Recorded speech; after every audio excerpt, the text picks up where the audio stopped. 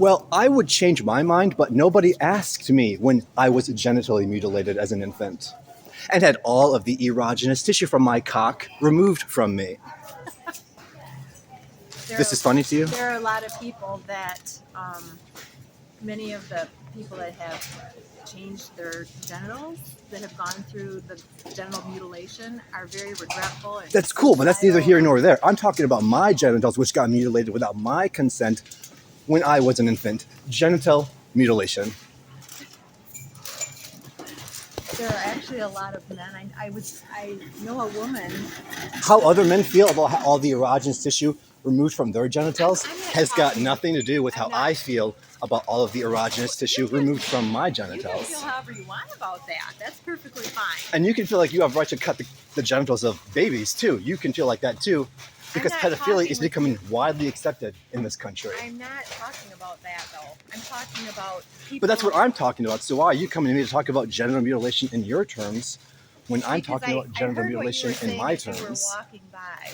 Yeah. And you had brought that up. So you opened the topic up by bringing that up. And so here we are.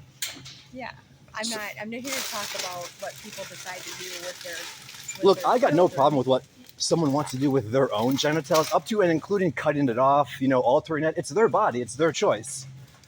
But what people want to project their sexual fetish onto an infant's body because they think that uncircumcised penis is disgusting, but circumcised penis is somehow more aesthetically pleasing, then that's pedophilia because they're an infant. Infants don't have sex. You see what I'm saying there? No, actually, I think it has a lot to do with hygiene. Okay, cutting babies' genitals has to do with hygiene. No, but you talked to me about that. Listen, so it's hygiene. I'm not agreeing to be honest. So you should get your clitoral hood removed because you produced a lot more smegma than I ever would if I was intact. I knew a woman that was married to a man that didn't have that done to him, and she said it wasn't very good for their sex life, and also. So a man's penis is to pleasure women, not for his own life. This is ridiculous. Yeah, This is ridiculous, right? Way off track. How? I'm not. Do your thing. Each to their own, but you're off. But not me because I got cut on the dick without my consent, right? Off track. I wasn't talking with you about that. But that's what I'm talking about, and you're going to talk about me what I want to talk about, and now you want to change the subject? No, I joined in on a topic that you were walking around the store talking into your phone about. This is this happens to men all the time. It's ridiculous.